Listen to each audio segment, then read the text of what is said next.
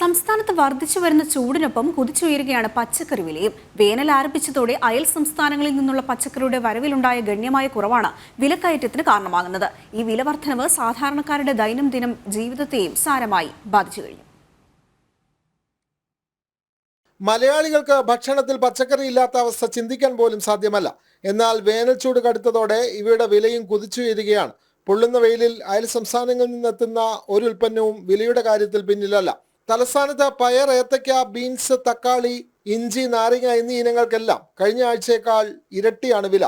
തമിഴ്നാട്ടിൽ നിന്നും ആന്ധ്രയിൽ നിന്നുമുള്ള പച്ചക്കറികളുടെ വരവ് കുറഞ്ഞതാണ് വിലക്കയറ്റത്തിന് പ്രധാന കാരണമെന്ന് വ്യാപാരികൾ പറയുന്നു. സംഭവം ഉൽപാദനം കുറവാണ്. സംഭവം നമ്മൾ ഇത് ചൂട് കൊണ്ട് ഭയങ്കര വലിയ നശിക്കുക, കൃഷികളെല്ലാം നശിച്ചുകൊണ്ടിരിക്കുകയാണ്.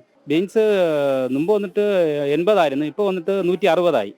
പയർ വന്നിട്ട് 80 ആയിരുന്നു, പയർ വന്നിട്ട് 120 ആയി. പടവലങ്ങ, കത്തിരിക്ക, ഇഞ്ചി, ചെറിയ ഉള്ളി, വെളുത്തുള്ളി, കോവയ്ക്ക, ഉരുളക്കിഴങ്ങും ഇപ്പോൾ വില കൂടുതൽ.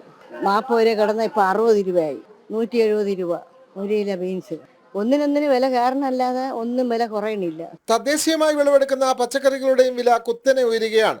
അനിയന്ത്രിതമായ വിലക്കയറ്റം നിയന്ത്രിക്കാൻ സംസ്ഥാന സർക്കാർ നടപടികൾ എടുക്കുന്നില്ല എന്ന പരാതികളാണ് ഏറെയും. പൂഴ്ത്തിവെക്കൽ പോലുള്ള സംഭവങ്ങൾ നടക്കാതിരിക്കാൻ ശ്രദ്ധ പുലർത്തണമെന്ന് വ്യാപാരികളും പറയുന്നു. ബീൻസിന് കഴിഞ്ഞ ആഴ്ച കിലോഗ്രാമിന് 80 ആയിരുന്നത് ഇന്ന് 180 രൂപയായി വർദ്ധിച്ചു. ഒറ്റയടിക്ക് 100 രൂപയുടെ വ്യത്യാസം. പയർ വില 80 രൂപയിൽ നിന്നും 120 എത്തി. വർധനവ് 40 രൂപ. ഇഞ്ചി വില ഒറ്റയാഴ്ച കൊണ്ട് ഇരട്ടിയായി മാറി. 80 നിന്നും 160 രൂപയാണ് ഇന്നത്തെ വില. വെളുത്തുള്ളി വില കേട്ടാലും കണ്ണ് നിറയും. കിലോഗ്രാമിന് 100 നിന്നും 260 രൂപയിലേക്ക് കുതിച്ചു കയറി.